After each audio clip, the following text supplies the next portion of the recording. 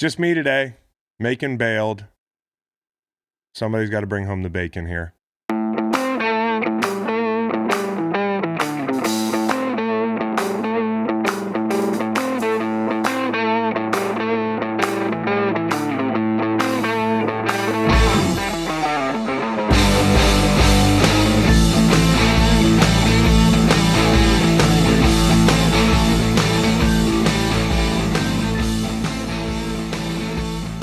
Welcome to Greenlight. It is Monday morning. It's a little bit different.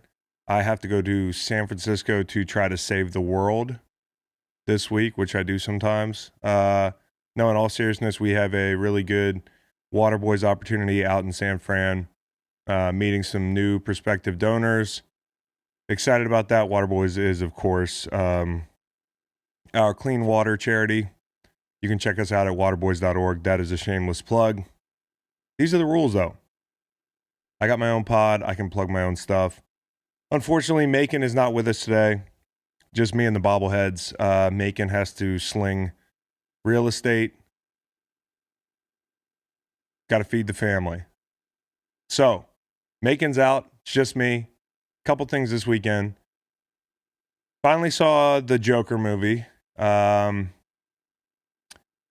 if you're going to review a movie like the Joker movie, I don't even know if it's Joker or the Joker. Chances are you're going to piss people off. And I'm going to go ahead and piss a lot of people off and say the movie wasn't as good as I thought it was going to be. I know that in film critique circles, the textbook response is that I don't get the movie. I get the movie. I didn't think it was as good as I thought it was going to be. I thought Phoenix was better than the movie. Brilliantly acted.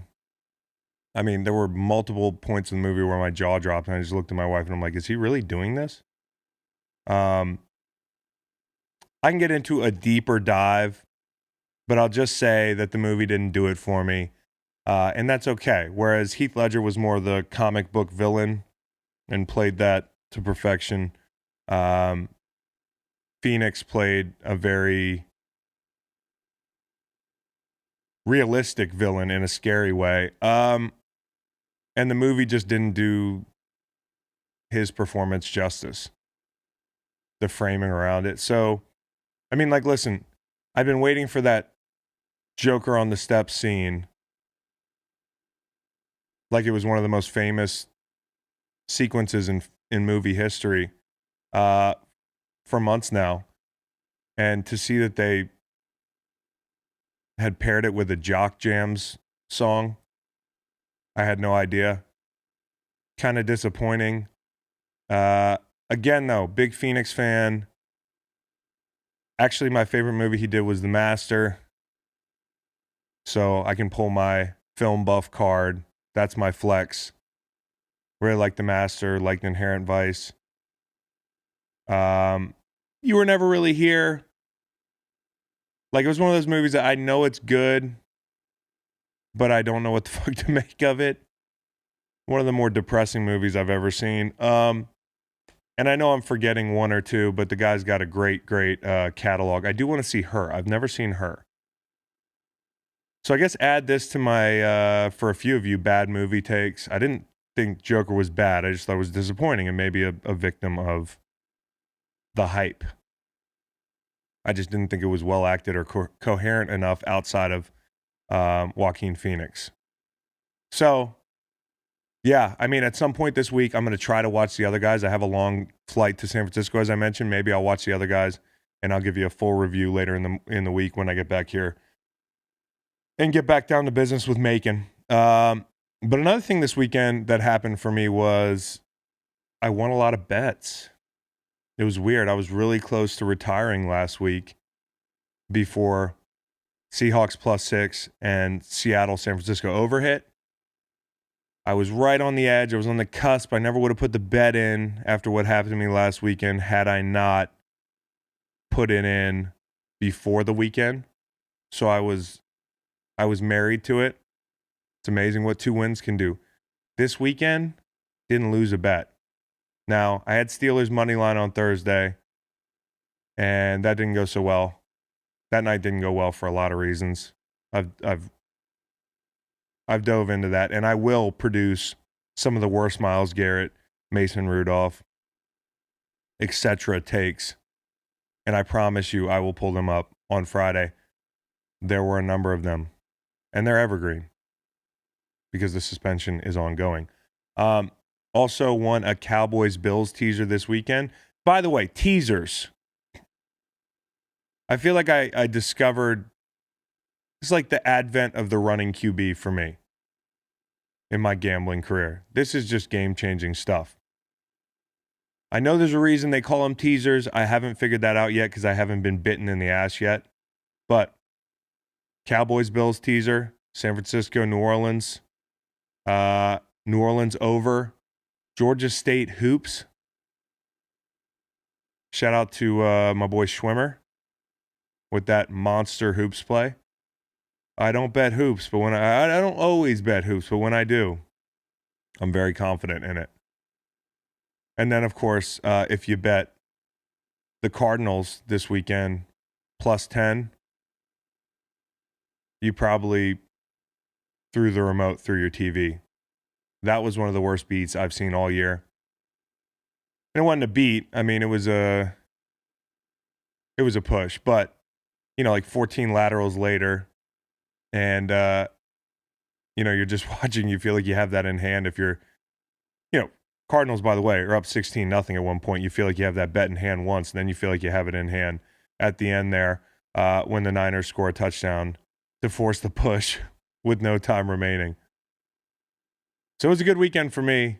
Not to brag, full disclosure, I've been awful this fall, but these are the growing pains that, much like a rookie has them in the NFL, a rookie gambler has them in his post-football career. College football, though. College football this weekend was interesting, to say the least. A few storylines that came up for me. I watched the game I watched most of was probably that Minnesota game. And by the way, Iowa has become a team that no top 10 team wants to come and play there. I mean, I saw something where they have just been knocking them off at a really, really good click. And PJ Fleck finally looks, the act finally wears out a little bit. I know we're stage diving into a crowd of players. I know we run out every time a player gets injured. I understand that college football and college football coaching, a lot of it is about creating a persona. And, it's different than the NFL, where coaches have personas in the NFL, but you almost have to have it in college for recruiting.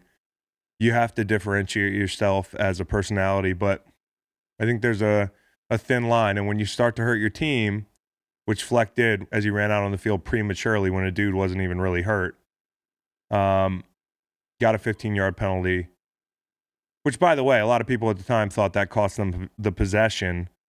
I think they were down a touchdown. I think it was the third quarter. I'm not sure. But it actually didn't cost them the possession, and nothing came of it per se because Iowa had to punt afterwards. But they could have had him backed up. You never know what happens when you back somebody up to the goal line. And a head coach is the last person you want getting a penalty. And for him to invoke Eric LeGrand after the game is like, well, I saw Eric LeGrand get hurt. Like, bro, I get it, but just the penalty. Maybe do that less or wait a little longer. OU Baylor, I watched a lot of that because I watched the entire Baylor TCU game the week before. And I actually was on Baylor getting 10.5 at home. A top 10 team or a top 15 team getting that many points at home. It seemed like too obvious, but OU has historically had trouble down there. So I went with Baylor, and that was a lock pretty early as they jumped out to a big lead. In fact, it was a 28-3 lead, and I know all about that lead. 2016. Pats. But college football is seeing a little trend here. Illinois, Michigan State, 28-3. Jalen Hurts storms back, of course, this weekend. down in Waco, down 28-3. And I think it was just a situation where Baylor ran out of gas. You know, you wondered if they would run out of gas at some point after that like triple overtime game against TCU in a rivalry. And it really took them right to the end, to the tank hit empty. And they end up with a loss. And we don't get to see Baylor force the committee's hand. I really wanted to see the chaos that would ensue if non-SEC teams start continuing to win and they actually have to make a decision here. But it seems like we're headed for the usual suspects in the college football playoff. All I want to see, though, is LSU, Ohio State. That's it. That's all I want to see. Funny PJ Fleck tweet that I did see this weekend. This is from Scary Alvarez. Minnesota may be number 7, but PJ Fleck is still the CarMax salesman hitting on your wife after he slammed half a bottle of cough syrup on his lunch break. Hashtag Badgers, hashtag Hawkeyes. Scary Alvarez, that was funny. I wanted to see some PJ Fleck takes, and there's always some solid gold in a name search. There was, of course, the Tua debacle, as some people might call it. Nick Saban taking the brunt of that. I don't agree there. Obviously, the background is that Tua, who was coming off an ankle injury, volleyed to play, or campaigned to play. I don't even know if that's the right fucking word.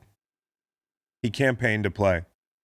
And there's a classic player-coach dynamic where at some point between the coach, the player, and the training staff, I mean, there's two schools of thought. Let the kid play until the medical staff says it's unsafe, or when it's gray, the coach has to shut it down.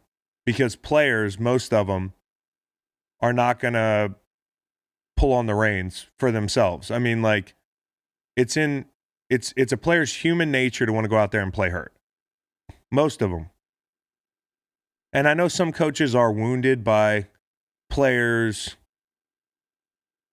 you know, protecting themselves first and maybe playing up certain injuries. You certainly can't trust every player's instinct, because there are a number of guys that in my football career, collegiately or in the pros, milked injuries, cashed in, that sort of thing. But some players you give a little bit more leeway. You can trust them. And Saban trusted Tua. I know his family had campaigned for him to play in this game. And at the end of the day, it was an ankle. That's the difference. And Urban Meyer told an interesting story, for what it's worth, if you are into Urban Meyer stories. He talked about when Tebow had a concussion ahead of a big game years back. And I think they were coming off a bye. And he was cleared to play, but Meyer didn't feel good about it and wanted to sit him.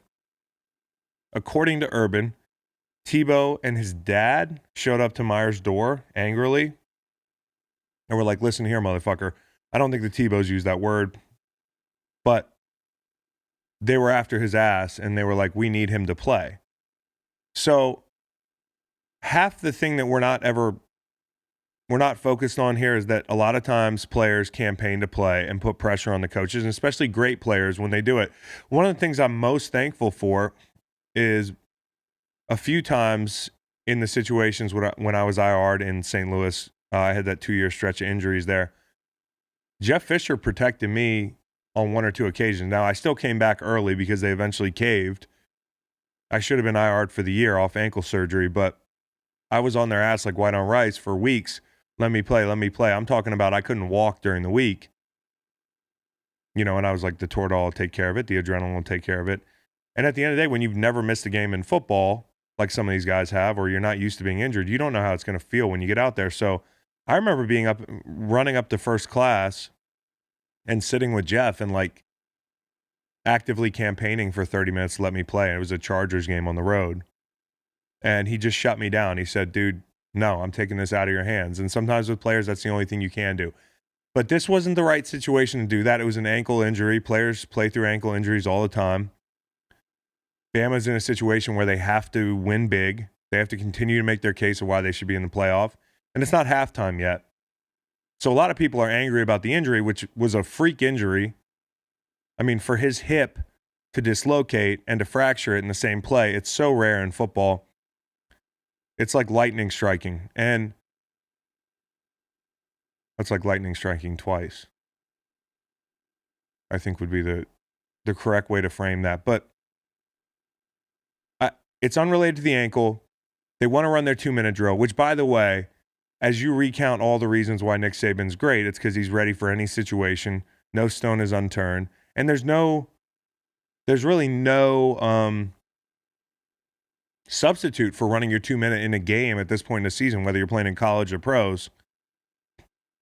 You know, players rep 2-minute in training camp religiously, and you can do it full speed because it's training camp, but that's too taxing at this point in the year to do that repeatedly and to get the look you want. So to do it in a game, that's a big leg up. So we wanted to keep Tua in. And by the way, Tua had asked to be in for one more series. We saw the video of that. Saban kept him in for the 2-minute drill. So you would pump him up for that in a biopic. You'd say, well, I remember the one time this guy, Nick Saban, he's never leaving anything to chance. Remember that time they practiced 2-minute up 3 scores against Mississippi State? But he got hurt. This is what happens. And by the way, teams like Ohio State and Clemson, when they're up big, they generally keep their quarterback in through the first half. So I'm not into the second-guessing thing. Yes, I'm pro player. Yes, Tua should be compensated. Yes, he is never going to play another snap for Alabama, and probably he's going to lose some money in the draft, and this sucks. He's one of the best kids in college football. Everybody loves him, but I'm not into playing Monday morning quarterback on injuries. Like, listen, we'll get to the Houston-Baltimore game in the NFL, but as Deshaun Watson was in the game late, down like 35 points, I was saying to myself, now this is dumb. This game's lost. There's a fine line between having the player in too long and not. And I think in this situation, Tua's injury was just bad luck. Now, what does it mean? Again, it means he's done at Alabama. He probably won't be back for his senior year. You know, he has the same injury as Bo Jackson, which ended Bo's career. But the difference is, as I talked to an NFL trainer this weekend, there's a ton more in treatment nowadays that's available to Tua from a rehab standpoint, the advancements and how we treat things. But mainly, he's able to get surgery on time. From what I understand with Bo, there were some complications. So it's an analogy that we certainly should be wary of, but I don't think it's going to end this cat's career. It sounds like he could be back next year, and it probably is going to drop him in the second round, but there's also a better chance that he ends up in a good situation. I'm not trying to be Mr. Brightside here. I hate the fact that he lost money. I wonder what the insurance policy situation is at Alabama. There's so many good players. How many policies can you do? And that'll come out. Maybe it's already come out. I had an insurance policy my senior year. I think it was a $100,000 insurance policy when I came back after my junior year. Hopefully that pays out okay. But again, if he drops the second round next year and this hip heals completely and it doesn't derail his career, I don't think from a football standpoint it's the worst thing in the world if he ends up in a better situation than a Washington. And we'll talk about the team in Washington in a bit. But here's what I want to see. I just want to see Ohio State and LSU in the championship. However you can make that happen, put them on opposite sides, and let's do this thing. Chase Young's back this week, and they're going to play Penn State. Let's just make that matchup happen. Don't screw it up, Ohio State. I never thought I'd say this, but you're our only hope. In the NFL, last night's game made a lot of headlines. I don't think this game was even about the result for anybody. It was mostly about two coaches who were under so much pressure you felt like they could explode looking at it. So, I mean, obviously LA's in a situation where their offense has imploded. Again, we talked about it this past week. Sunday was a 1-year anniversary to the 54-51 game that they beat the Chiefs in one of the craziest games I've seen in the NFL. Over 100 yards of offense, or 100 points in offense. Exciting plays, the whole 9 yards. And then you get a half that's nearly scoreless between the Bears and the Rams. Now, coming into this game, I thought the Bears would probably keep it pretty close, and they did. They're the team that gave the blueprint right off the bat on how to limit the Rams' offense. If you remember, I think it was last year where they were rolling, and they went to Chicago on a Sunday night and really struggled. But part of that is Goff doesn't play well in cold weather. He also doesn't play well when he's pressured. And for that reason, he threw 7 passes the first 40 minutes of the game. You've got your big money dude. You're not using him. You have your big money running back who's still really productive when he touches the ball. And you've got to force him to rock a little bit. Gurley had almost 100 yards, most of it out of 12 personnel, interestingly enough. But the flip side of the coin, well, the most important part when it comes to the Rams is you're trending towards starting next year, however this year ends, with what's going down in Arizona and to the north of them with those two teams. About a year since they've been in the Super Bowl, they're going to be opening up. They're going to be opening up next year's offseason, probably slated to be the 4th best team in the division. Now, I'm not being overreactive. That just kind of is what it is at this point. They did get some positive trending action on the right side of their line with those young guys. I'm sure McVay's going to figure some things out, but this is a defensive football team right now with a high-paid quarterback. And again, defensive football teams are okay, but not when they're built like this. You have to be built intentionally to be a defensive football team. And offensively, you have to be able to control the football, keep your quarterback clean, and he can't be a nearly $150 million man. So defense doesn't sell tickets trying to move into that brand new shiny stadium. Keeping the attention of LA fans is like, trying to keep your 3-year-old interested in something.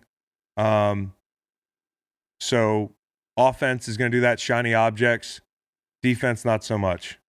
And they're doing the defense thing pretty well right now. But the big story in that game was Trubisky and Nagy. And the bottom line is that Matt Nagy has failed Trubisky this year. Now, Trubisky hasn't done a good enough job. I worry about his ability to get up off the mat here mentally, whatever happens the rest of the way. You've got people labeling him a bust, and maybe rightfully so, looking at his performance this year. There's a lot of expectations when you're drafted high. Again, I certainly went through it. I wasn't a quarterback. I have no idea what that's like, but it's hard when you're drafted high and things aren't going well around you and you might start slow. But this is a regression. That's the problem. He gave us something last year and he's regressed. And so I look at the coach. And I wonder if he's put him in the best position to succeed and built around him correctly. Not to compare Trubisky to Lamar, but in Baltimore, they have built around Lamar Jackson to perfection. They have not done that in Chicago. And again, that is not to compare the two players, but when you burn the ships and you do that Mac trade and you're talking about winning now, you have to build around Trubisky. You have to play to his strengths. They haven't done that this year. And if he truly did get benched last night in the fourth quarter with that intimate conversation that happened on national TV in prime time, Nagy just killed him. Nagy just killed his confidence and buried the kid. If that's what happened, and I hate speculating, that's why I'm going to put an if. I mean, they said it was a hip. My instincts would tell me that I don't believe that. It's worse than the option they ran last night. It is 100 times worse. And you've got a guy here that you can't really get rid of right now. All you can do is fix him or develop him, and you set him back pretty far if what you just did is benched him in front of the entire country. Well, I don't want to say the entire country because the entire country is not sticking around to watch that game on a Sunday night. But you've crushed the kid. And that conversation, if that's what it was, can happen a lot quicker. And you have to be a lot more cognizant of how many cameras are around because you made the kid a meme. And by the way, I'm certainly here for the Jon Snow, Daenerys embrace before he murked her. The Fredo embrace meme. I've seen them both. People are having fun with it. But at the end of the day, what you're seeing here is that being an NFL player, although you're paid a lot of money, it's a hard gig because this kid has poured his heart and soul into this thing. He's not been good enough. No one can question his work ethic or commitment, but he's not getting the job done. And your failures are broadcasted in front of the world. And you basically got demoted in front of the world. And that's rough. And that's on Nagy. In one, making a questionable decision there, if that's the case. And two, in doing it when and where he did it. Have to think a little bit more about that. Now, it could be his hip. I know I just did the whole segment assuming it's not. But it just doesn't make sense. No one saw him fall on it. The other players on the team didn't know about it. And that certainly didn't look like a conversation that somebody was just telling somebody we're shutting you down for the night because of your hip. It did not. So, don't piss on my leg. Tell me it's rain. You ever heard that one? It's one I like to use. Baltimore, Houston. Ravens, 6 straight. I'm running out of Lamar takes. Everybody's finding a new one every week. There's 1,000 ways to say I love Lamar, and we're doing it repeatedly every Monday morning. That and digging up bad takes. You know, the few people with blue check marks that said that Lamar can never be a quarterback or didn't deserve a shot at it are getting skewered every Monday morning. I'm not doing it. I'm moving forward. I'm excited for the kid. He's very likable. I mean, this kid just does everything right. He says all the right things. A lot of respect for Deshaun Watson on the field in postgame. The Heisman 1 and 2 rematch. And they both, I mean, Lamar started slow. Watson was hitting Hopkins repeatedly the first few drives, moving the chains. It looked like it was going to be that game that it was billed to be for a few minutes. And then Lamar got hot. Watson got a little bit colder, and they couldn't protect. And Watson wasn't processing things quick enough. I mean, he got sacked 6 times, but a lot of those were not on the offensive line.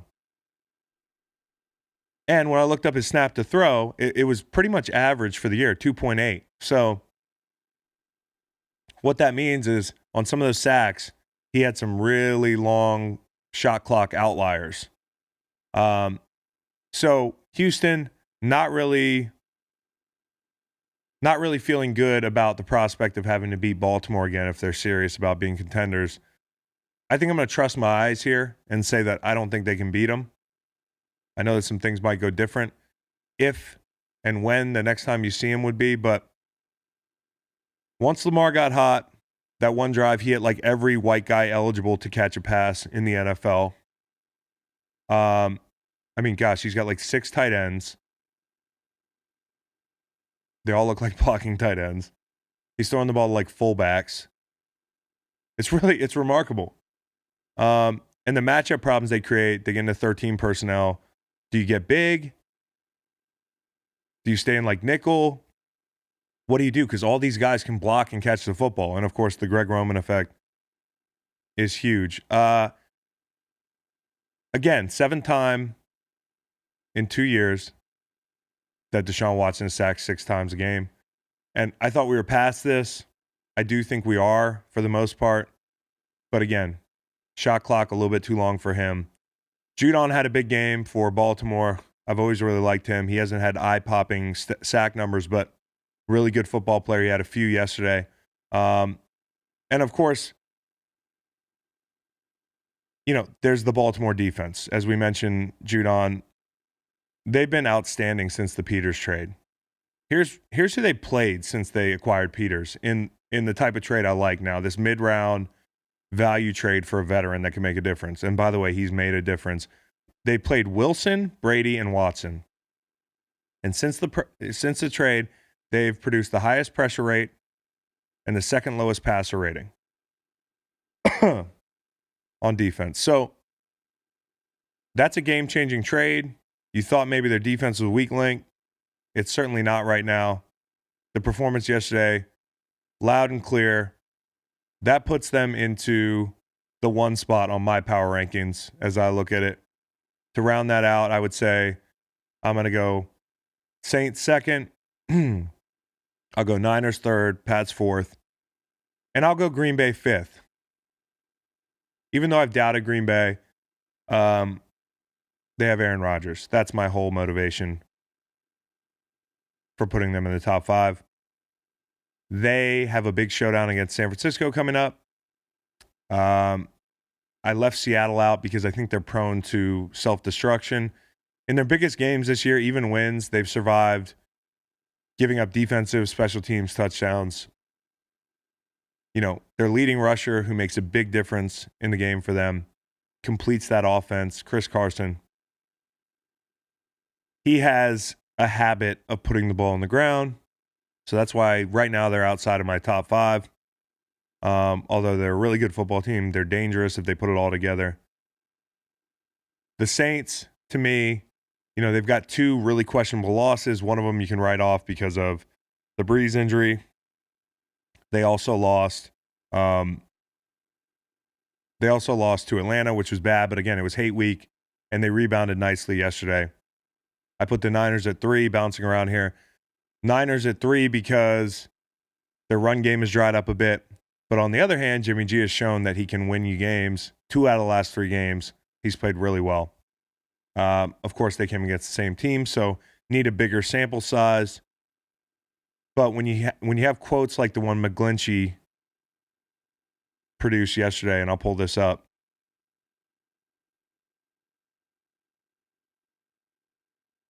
You feel confident in your quarterback. He basically said, where is this thing? I got to scroll through all my winning bets that I screenshotted as keepsakes. I put them on the fridge. Yeah, I put them on the fridge to show my wife that I'm actually being productive as a member of the family. But McGlinchey basically said that when you look into Jimmy G's eyes, that last drive, when you need him to step up,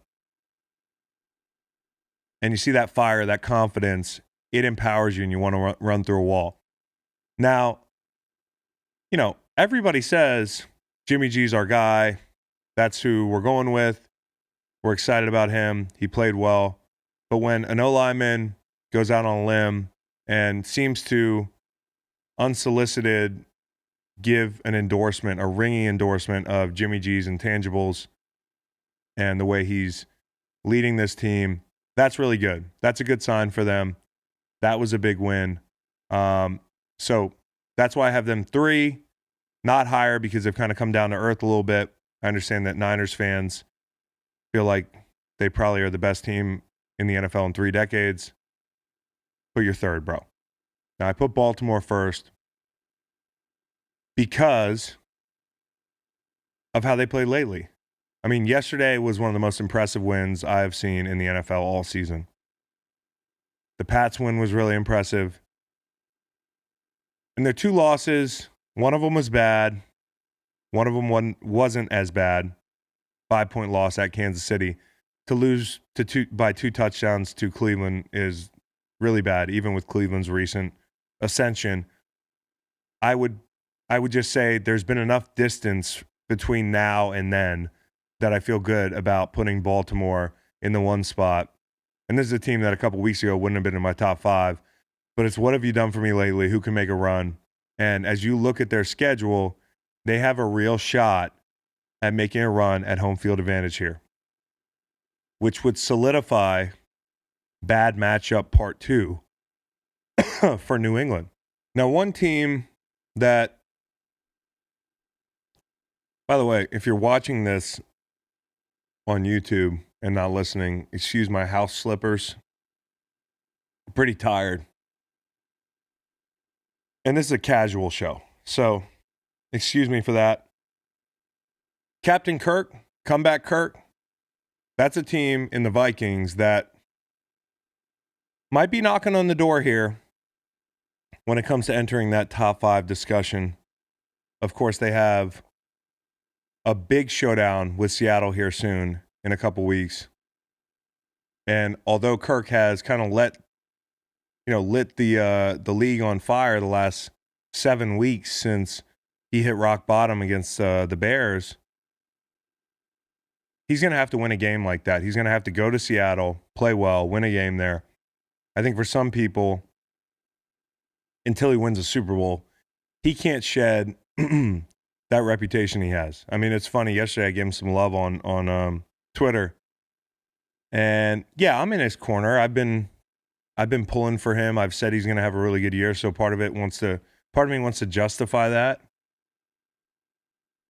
You know, when he was bad, he was bad. I mean, in the Chicago game, he was awful. And I've said before, I think that when you look at somebody who the knock on him from other players and people around the league is that he's a perfectionist. He tries to do everything right, and he can be a bit robotic. He processes things like in too much of an analytical way, which as a football player, there's a fine line, and I'm sure there is as a quarterback. But if you think too much, you're not really playing, and that was the rep. So I think for him, hitting rock bottom against the Bears, not the worst thing, because I don't know if he got online, read his mentions. He obviously heard what Thielen had to say. There was the Diggs drama. He's turned it around since then. I think sometimes you have to realize that you're far from perfect. Some people already think you're a bum no matter what you do. So why do you care? Go out there and sling it. Relax. You've got one of the best rosters in football around you, although the defense hadn't played as well lately. Certainly not yesterday. But they're down 20 at halftime. And teams that are down 20 at the half, of course, yesterday against Denver, are 0-99 the past 5 years, I think it is.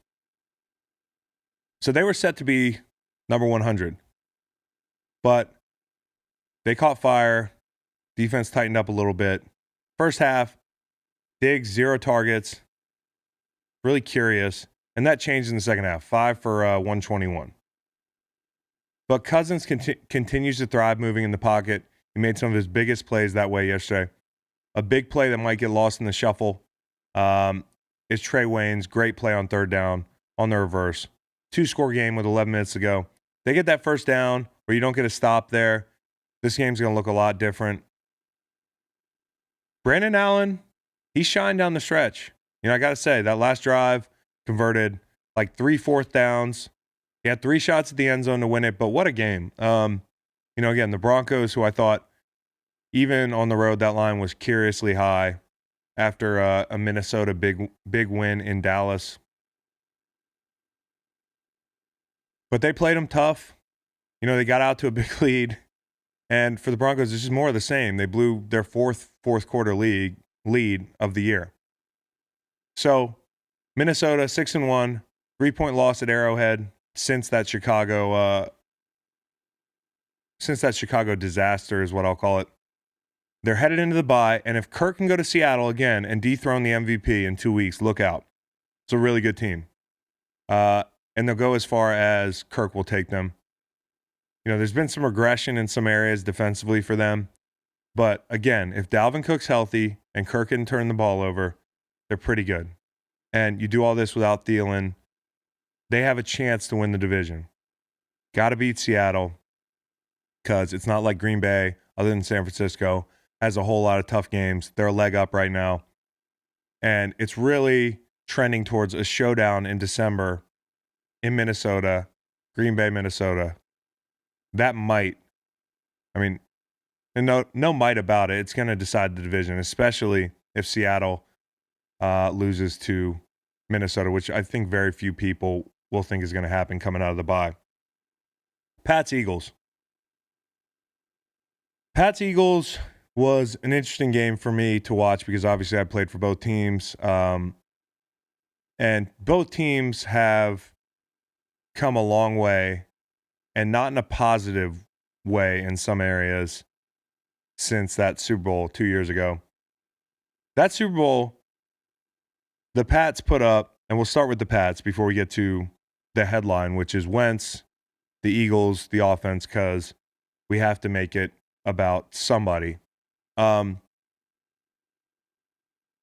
the way, Brady didn't play a great game yesterday. Set a record for incompletions in a half for him. And the Eagles' secondary hasn't been exactly the Legion of Boom. So, I think the outcome and what you take away from this thing is dependent on what you think of the Patriots. I'll get to that in a minute. But the Pats have fallen pretty far offensively since that Super Bowl. I know I'm Captain Obvious here, but if you really frame it this way, they put up 600-plus yards on us in that Super Bowl against a top 5 defense. We were a top 5 defense. And I know that the Eagles in some categories are top 10 this year. I don't think of them as a top 10 defense. The defense is not as good as the group we had in 17. And the difference is that Pats went for 600 on us 2 years ago, and they struggled to move the ball yesterday. And Brady, who's the GOAT, and certainly I'm not doing the, hey, he's fallen off or it's over, because people have been doing that every Monday for years now. But he struggled throwing the ball outside the hashes. And actually, for the first time in his career, somebody else on his own team had more touchdowns than him, and he played a full game. And that was Julian Edelman, touchdown passes. So, Patriots offense can't get the run game going, lose Gronk, offensive line troubles. Certainly valid context for Brady not playing as well. Now, get your pitchforks out, because I'm going to say that there's plenty of valid context for Carson Wentz not playing well against. And I haven't turned on the TV today, but we agreed for half the season that the Patriots defense is the best of all time, right? DVOA, right? DVOA says that the Pats and the Niners are the 2 best defenses in the history of the game. How could DVOA get it so wrong? Not to anger the analytics crowd. I don't think that's true of either team, but if you are anti-Wentz this morning and you're popping on the TV and you're saying this is the game that I'm going to sink Carson Wentz off of, I just think it's weird. He's playing the team that for weeks now, members of the media have said has a historically good defense. And Carson didn't play perfect. He had some bad throws. He had 4 straight incompletions on that final drive, including one that Nelson Aguilar took a lot of flack for. I think that would have been a ridiculously hard catch. I think more with Nelly, it's at this point the history of the drops and the pattern of football behavior. And by that I mean, not tracking the ball well in the Dallas game, the drop in Detroit, Atlanta. And I think that, Philly has turned on Nelly a little bit, the fan base. So whatever happened there, it would have been a spectacular catch. And it was a really good throw. But the throws before that weren't great. And 10 points is not enough. You have 95 yards on one drive. was one of the best drives on that Patriots defense. It was the best all year. It was one of the best in a few years on the Patriots. And the rest of the game, you go for about 150 yards. But as I mentioned, the context surrounding Brady earlier, which included the wind if you're Tony Romo, every time Brady completed a pass, it was very windy. Then when Carson missed, Carson was missing. The Eagles are without their starting linebacker.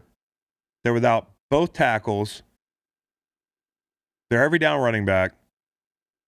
And they have 2 stud wide receivers out. Not to mention their deep threat, which is what the Eagles have lacked all year long. And I think what we struggle from is a little bit of recency bias. We look at this team, and it's only been 2 years since 17. This is not the same team. Offensively, especially. The offense got slower.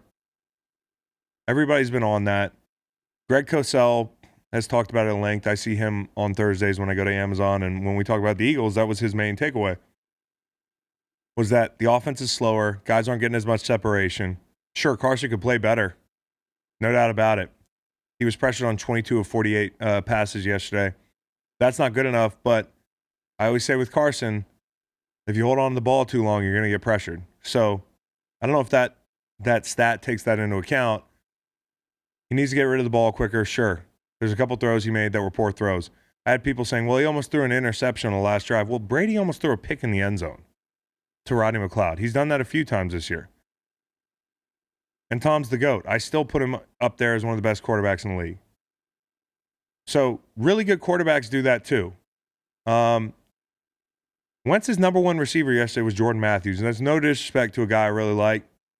But that guy was on the street 2 weeks ago. And you've got Deshaun out. Again, you don't have the guy to take the top off defense. Your best possession guy's out. You can't just continue to force the ball to tight ends. And that, at times, was kind of his only option. And at the end, when things mattered, Gilmore is right there on Ertz. And again, the win mattered when Brady threw a bad ball. It did not matter when Carson threw a bad ball. Again, playing the best defense of all time, or are you not? Make up your mind. Because if you are, then today, picking this game as to why Carson Wentz is not the answer, which is ridiculous. He could be better. But franchise quarterbacks don't grow on trees. Didn't play a great game. Also outplayed Brady in Buffalo, common opponent-wise. Not saying he's better for you Pats fans who are going to jump down my shit on this. I'm just saying that the Wentz pile-on, I think, is for people that want to oversimplify things and aren't looking at the fact that this offense has gotten a lot slower. You were down your 2 tackles. You were down Jordan Howard. You're down your 2 receivers. That stuff matters. It matters for anybody else. It matters for Wentz. Now, if Wentz goes out and plays bad the rest of the year, have the conversation. But yesterday not playing great, kind of a tough one to call. On the Pats side, the red zone was bad. That, again, continues to be a Gronk and a fullback thing, in my opinion.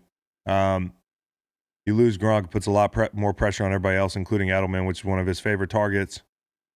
I mean, you got Benjamin Watson getting buckets for him right now. And Ben is somebody I respect greatly, but he's not Gronk. And again, I mentioned things have fallen off for both teams since the Super Bowl offensively.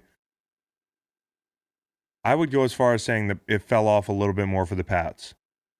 And that's the big worry for them going down the road here. The coaching, though, shined through for the Pats. The halftime adjustments, I was really worried, especially about the adjustments the Pats offense would have against Schwartz. You know, Jim knows Bill well. Called a really good game in the first half especially, but coming out of the half, I mean, you get the screen to Burkhead right off the bat. You get the Edelman 3rd and 11 trick play, which Romo called. By the way, I really do enjoy hearing Romo call games. I just didn't agree with the win thing.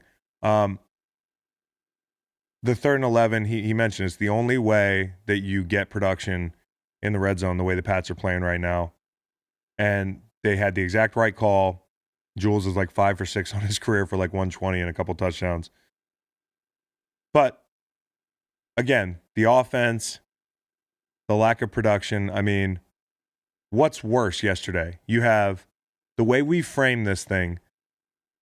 The Eagles defense has been framed, rightfully so at times, as a liability on the back end due to injuries, due to young players, and Brady struggles against that group. And then Wentz struggles against the boogeyman and the best defense of all time, according to some of y'all. So it's just very lopsided in what we're talking about. I think the problems with the Eagles are a lot more than just Carson Wentz. I've said that all year. Offense got slow. You miss Frank Reich. You miss DiFilippo. I don't think the group's been the same since. That was a great dynamic. And Romo, great caller of the game. I had somebody complaining about him on my timeline yesterday. I'm like, just trust me. He's one of the few guys telling you the right stuff as a fan. He's been great. Sproles, they IR'd him. You know, and I want to close the Eagles discussion out with this. This is a guy that was an absolute pleasure to play with. I don't know what the future holds. I don't know if this is really it for him. He's somebody who's had a borderline Hall of Fame career because of his niche is so unique as a returner, as a weapon in the pass game, as somebody who can get you yards on the ground.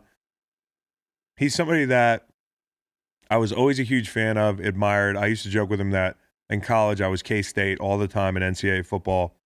I just put him out at wide receiver and throw go routes. People never had an answer. Used to love that team on NCAA. L. Roberson, the big Mike linebacker, Darren Sproles. And to get to play with him down the line in my career was one of my greatest joys as, you know, as far as like, hey, I get to play with, you know, I got to play with Tom Brady. I got to play with Aaron Donald. Got to play with Gronk, Fletcher Cox, guys like that.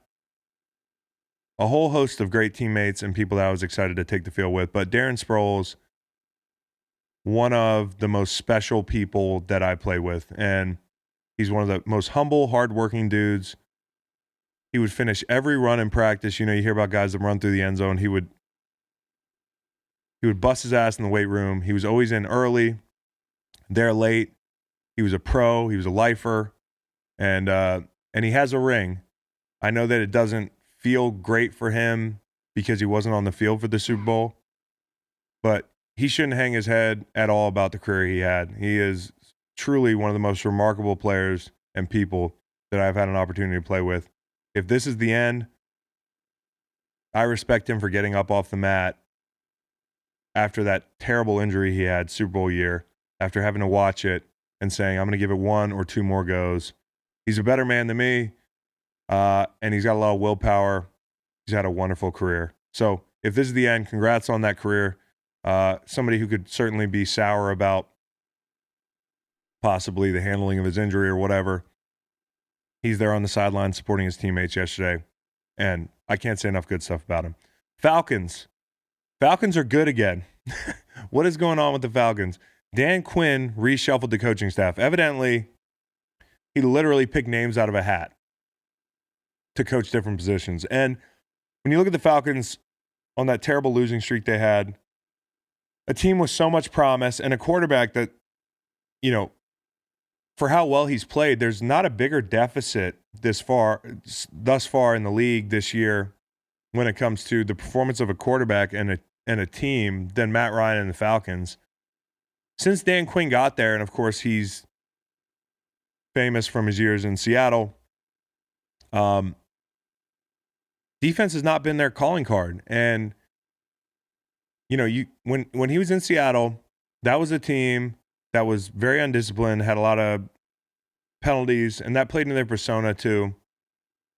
And they had the players to overcome it. But you wondered if the discipline would be better in Atlanta. It hasn't. The defense has not been a strong suit of theirs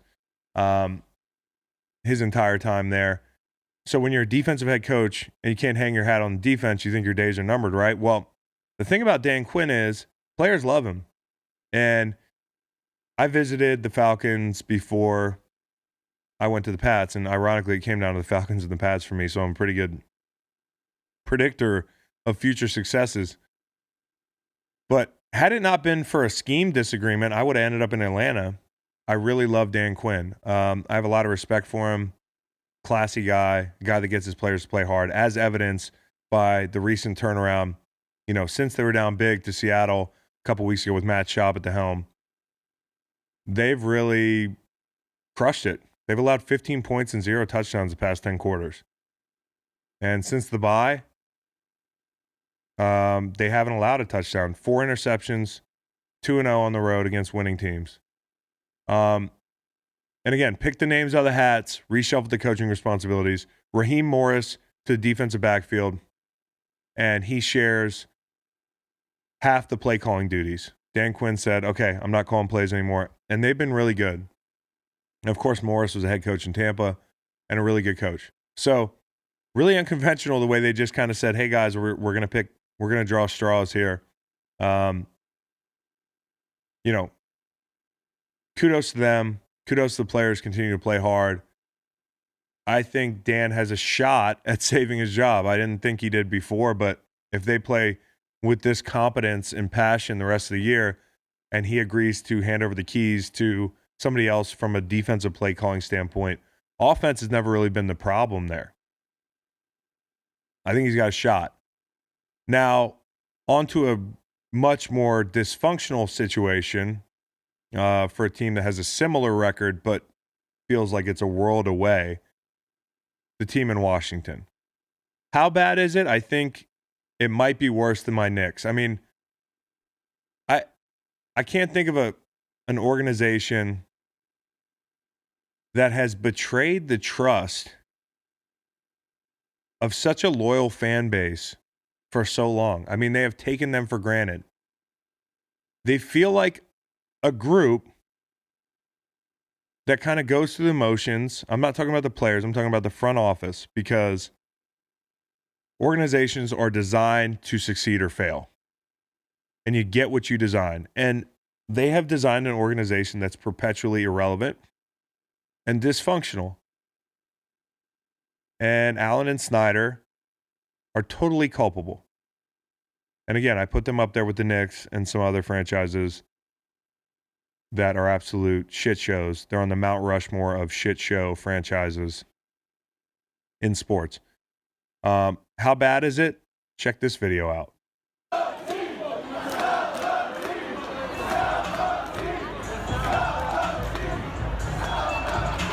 Now, this illustrates my point. There's a lot of people in the stands there for a team that's so incompetent right now. And I know they're not excited about Haskins.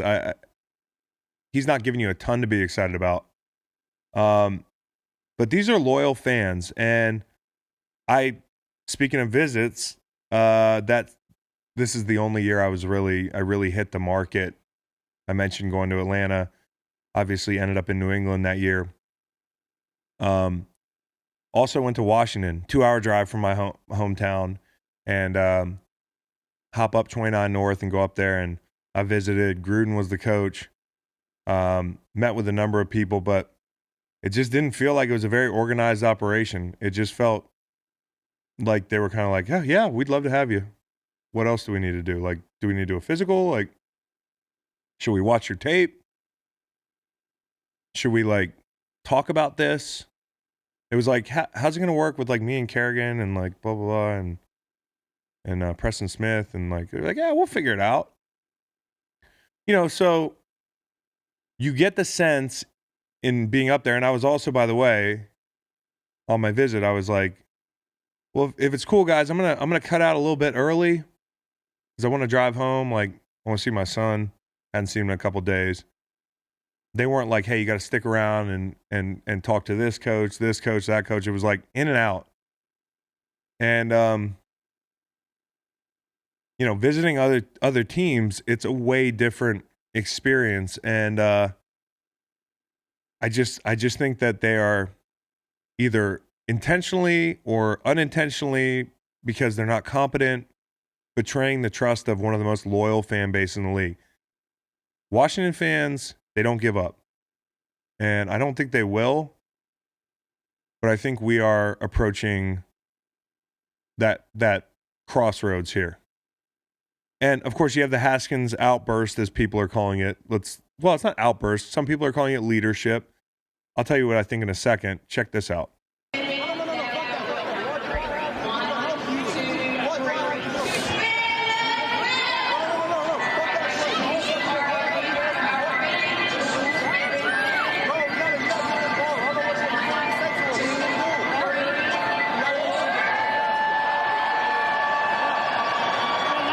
So if you're listening, that's a video of Haskins with his offensive line gathered around him at some late stage in the game, and he is essentially pleading with them and asking them, how can he help them? And now, on the surface, there's a few ways you can look at this, and I think, first off, my sources close to the situation say that he was absolutely right. He was asking for help. He was asking for ways that he can make things easier. I mean, there were some communication issues and whatnot. I don't think he was trying to come from a place of being disrespectful. I also think that if you're somebody that's watching that video and you're like, oh, the O-line, look at them, they don't even care. Because if you can't see the video, most of them are kind of blank stare. One of them, number 66, is kind of chuckling a little bit. This is the NFL. The NFL is very social. NFL has a very social dynamic, and there are like kind of things you do and don't do. And I think his intentions are really good. But I think the very reason you don't do that on the field is that it could be misconstrued in the way that it's been misconstrued. I think the perfect time to do that is after the game. I know that you're trying to win a football game, but I think what the kid's not thinking about is there's cameras everywhere. And now he's put, and it's not his fault, but what's happened here is that you've got a bunch of O-linemen who I have no reason to think they don't care. I've been on bad football teams, and these vets, they care a lot. But I think what the look you're getting from most of them is like, bro, what do you want us to do? Like, again, this is a situation that's very dysfunctional. We're all doing our best here. And by the way, you're not playing great. Maybe we can just have this conversation off the field. Now, I don't know what was going on with him in 66. I think 66 got beat for a sack. So he's probably feeling a little bit wounded. And maybe he's feeling like maybe this isn't the time to take him to task, especially from a rookie who's not playing great. But you can tell he's got some sort of it. He's got some stones standing up in a group of veteran O-linemen when shit has officially hit the fan and trying to take the reins. I would just say there's a reason you try to do that off the field. Now, of course, people are going to say everybody loves it when Tom Brady does it. No, not everybody loves it. Some people are like, yo, stop yelling at people. And these are two totally different situations than him throwing a tantrum or slamming his iPad. Or the kid's trying to lead. The kid just doesn't get the fact yet that these guys are doing the very best they can. And I think the lesson you learn here is that some of these conversations, although very hard conversations, can happen off the field. And they can happen a little bit less dramatically because it could be misconstrued. It could be misconstrued like the kid is disliked by his teammates, which I'm hearing is not the case. It could be misconstrued that the O-linemen don't give a shit, which is not the case. I think they're just saying, dude, help you. Like, we can barely help ourselves right now. This is a shit show. Like, when you're on a bad football team like that, and I've been on dysfunctional bad football teams, you feel like a bunch of kids that are like home alone and nobody knows how to work, the AC, nobody knows the code for the alarm system. The alarm's going off. I don't know if that's the right analogy, but it's like a bunch of kids that are home alone. You need like the parents to step in. The parents aren't the rookie quarterback. The parents aren't the O-lineman. There's only so much that players can do to right that ship. This is a fucked up situation. And although I like Dwayne's initiative, I just think maybe you have that conversation less center stage. So, there's the cap thing. Everybody knows about it. Again, got a little bit of cover from that Myles Garrett incident, but it still became a huge story Saturday. Of course, because of the moving of the workout an hour south from Flowery Branch to a high school. And the backdrop to this entire conversation, I think what's really important, no matter what you think about the tactical decision making of Cap or the NFL's PR nightmare that continues, is that Cap should be in the league. He's jumping through hoops right now that he never should have to be jumping through anyway. So to criticize him for tactics that you disagree with, that's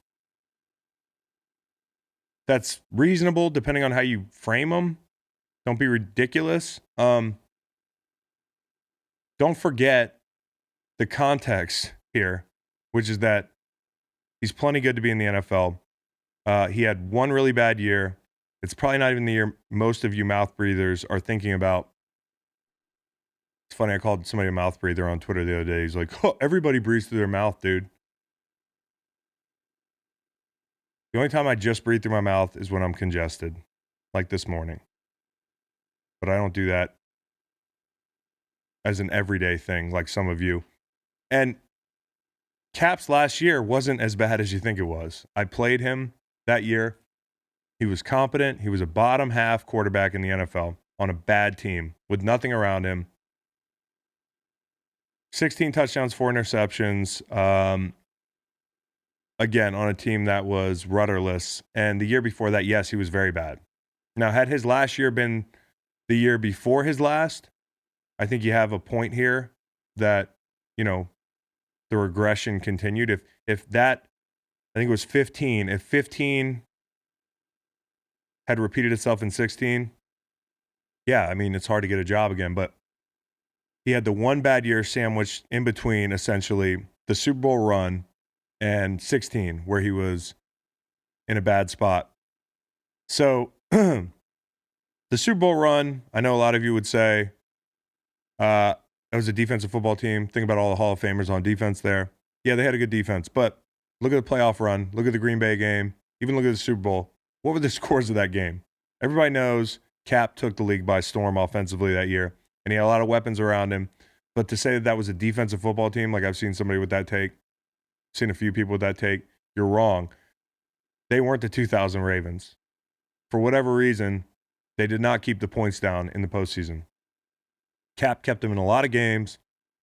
Again, if your defense of Cap not being in the league is that the Super Bowl team was a defensive team, that's dumb as hell.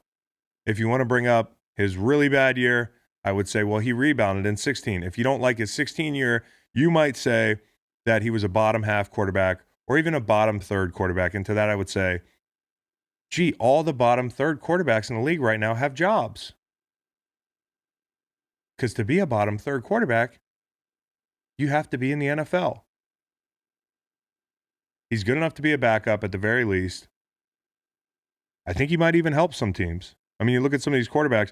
I'm going to look up this quote here that I pulled from scouts at the game. Scouting report from evaluators following Colin Kaepernick's workout yesterday. I apologize to whoever I screenshotted this tweet from. I'm certainly not biting you. It's not like I think anybody watches or listens to this pod. There were 60 scripted throws, no runs, no agility work. He was in good shape, as we thought he'd be. Arm strength was definitely still there, and he had some real zip on the ball. But he had some accuracy issues on his deep throws, good enough to be on a roster, likely backup level. Okay, that's one guy I think should be in the league. He was in good shape, and he has a fastball. The velocity was real good. Accuracy and touch were inconsistent. On deep balls, he was ordinary. He can still run well, essentially average overall. Good velocity, accuracy, and touch were average. Good showing. Thought he looked like he did when he was last on the field. And when he was last on the field, and these are NFL scouts and executives, he was, again, a competent starting quarterback in the NFL.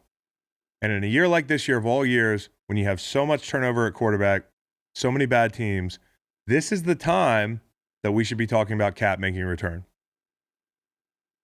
And evidently, there was enough interest from teams that were afraid possibly to poke the bear in the second collusion case, just in case they didn't sign him. They didn't want him in the building, maybe because 10,000 reporters would descend upon their facilities. They pressured the league to get this a solution, which makes me believe, and some people have alluded to that being evidence that there is collusion, because if you have to go through the league to get this done, there is some level of coordination. Now, the league set up this sloppy-ass workout. We all know about it by now.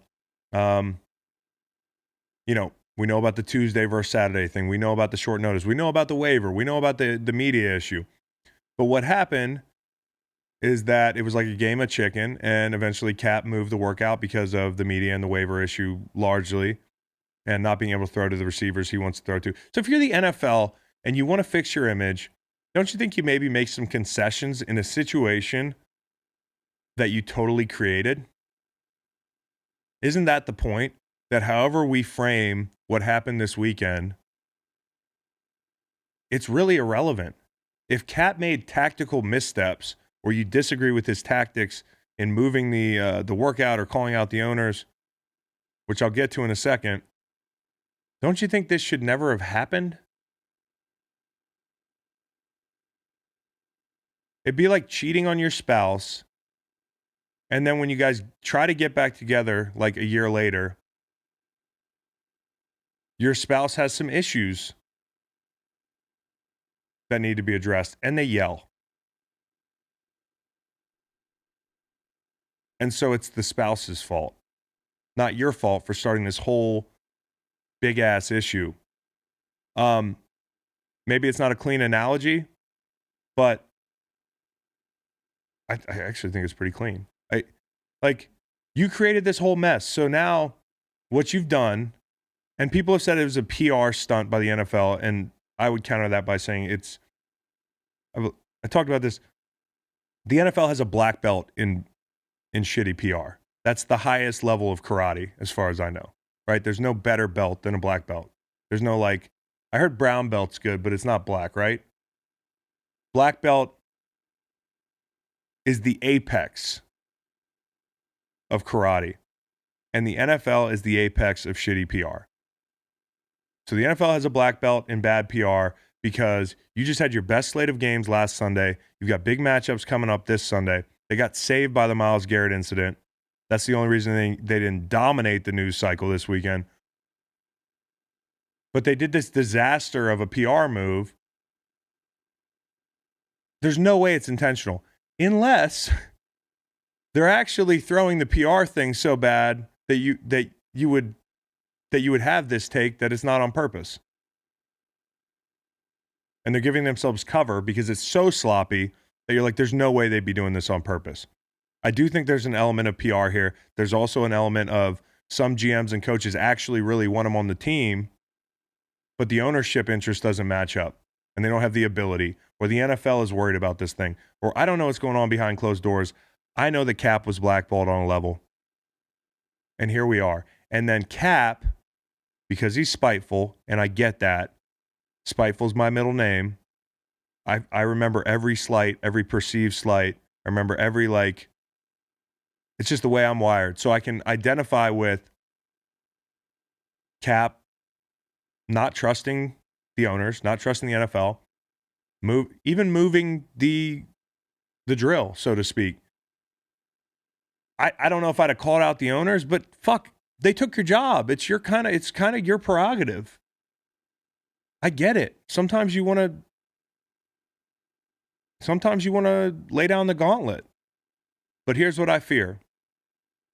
I fear that the NFL, if the NFL was playing a game like everybody who's pro-Cap is alleging, and I think there's something to that, then you also have to admit that Cap gave them the game. And I'm not saying it's right or wrong. I'm not saying I would have done anything different, but he gave them the game. And now I'm worried that there's enough fuel, and it really doesn't matter. It really doesn't matter because they're not going to sign him. He gave them the game, and now they can say, look, this guy's such a big problem. What a distraction this would be. And it's unfortunate. I mean, like, it's just unfortunate how the whole thing's gone down. It's bad for the league. And by the way, this entire thing coming out of it, I fear that Cap is not going to get signed again, which sucks. And the NFL has done nothing but piss off both sides of the argument. Which, by the way, I'm over arguing about Cap online. Whether it's to red-blooded Americans who don't want Cap to ever get a job again, or it's the people who think Cap's Joe Montana. Neither are correct. But Cap deserves a job. This argument has hit its expiration or boiling point for me where I'm just like, I can't anymore. And the way we tear each other apart, even within the pro-Cap camp, if your take is slightly different, we just crush people. It's become so fucking polarizing. And I think most of us just want to see, at least on the pro-Cap side, this guy succeed, this guy be back in the league. And I think it's okay to say, as long as you frame this thing correctly, this entire weekend never should have had to have, it never should have had to, what the fuck am I saying? It never should have happened. The NFL caused this weekend to happen. And what's happened is that we put Cap in such a situation where he lashed out or changed the venue, understandably, because we don't even have to get into the waiver. The waiver sounded like there was something baked in there that had to do with collusion. The media issue, the receivers, just give the guy what he wants. If you're the NFL and you want to look like you're doing the right thing, just give the guy what he wants. This is where I think it's a PR stunt. This is where they knew that they would piss him off, that he would go and give them the game, and that's what he did. So the whole thing sucks. And I'm done talking about the Cap thing for at least the week. Now, there's two teams I think legitimately, I know I just said that, but there's two teams I think legitimately could have an interest in Cap in the immediacy. Of course, as of this morning, nobody's reached out. Nobody's offered him. The Pats, Bill's smart enough to take a look at this thing. I don't know how it would play in the fan base. I know that there's a bunch of Massachusetts libs I've heard of up there. That's the rumor. There's a bunch of libs up there.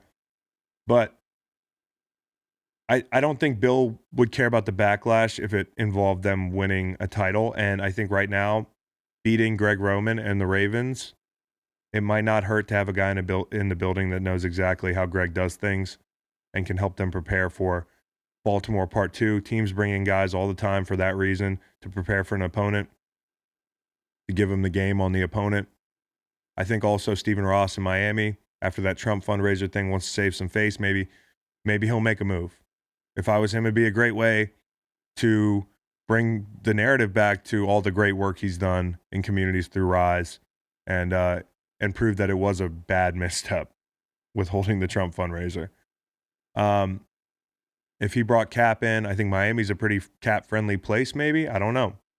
I could be wrong. I haven't really done a study. So that's the Cap thing, and I am done. I am checking out of the Cap talk until further notice. So I'll probably be back Friday talking about it.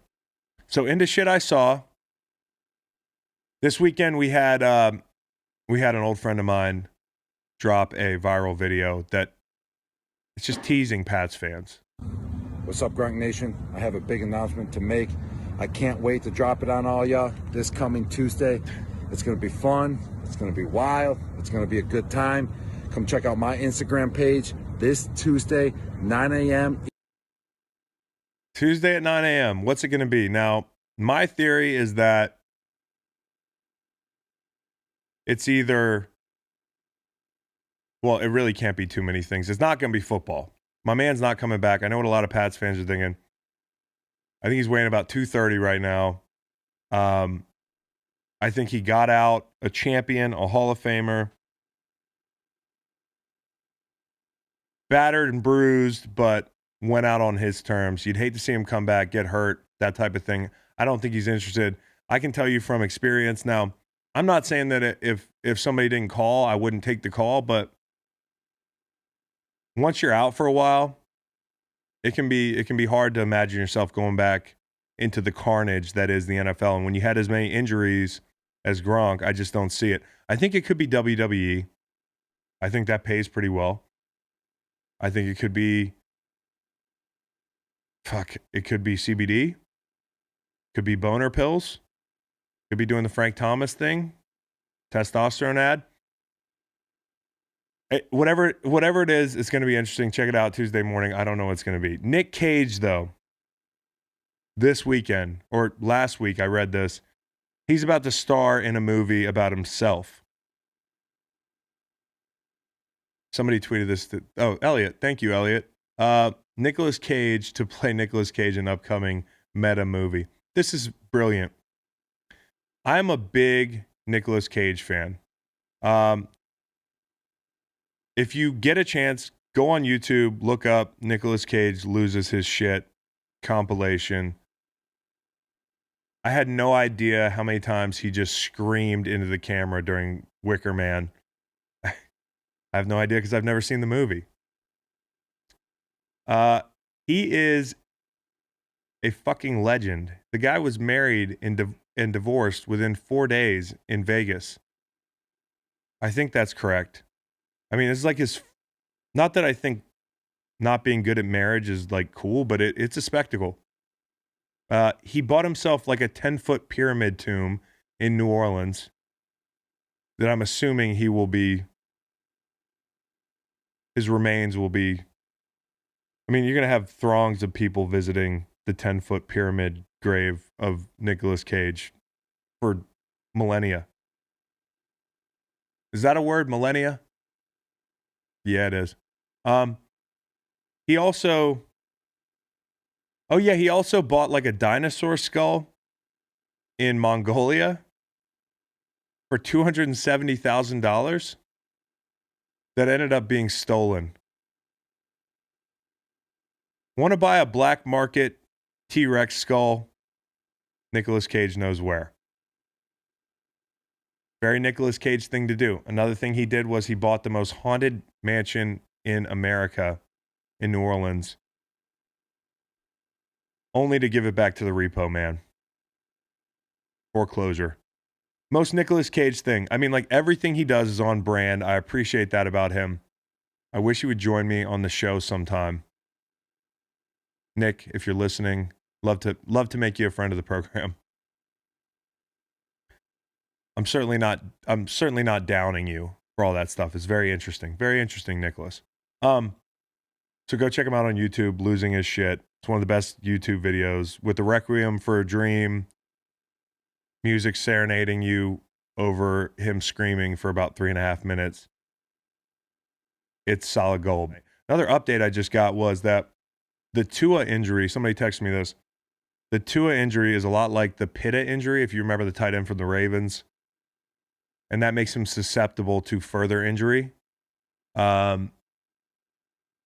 which is not so good. I said earlier, his draft stock's probably going to fall. We know that. But as far as the future of his playing career, the comp is not so much Bo Jackson. It seems like the Pitta trajectory, so to speak, is more relevant. And the fact that he's prone to the same injury again, that could be devastating. So you hate that for Tua. And again, it's going to be interesting to see where he falls to in the draft. So watch us again later this week.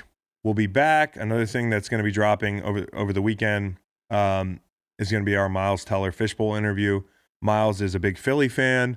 We cast the movie that's going to be obviously at some point coming out about 2017 team. We talked about Phillies baseball. We talked about Top Gun, Tom Cruise. It's always great to talk about Tom Cruise. Very polarizing topic. But evidently he's a good guy, according to Myles. So check that interview out. Continue to listen to us on Greenlight. Macon will be back. It's a lot more fun with him here. And yeah, like, subscribe, all that stuff. I'm going to head out to San Francisco, try to raise some money for Waterboys. I'll be back. See you next time on Greenlight. Take care.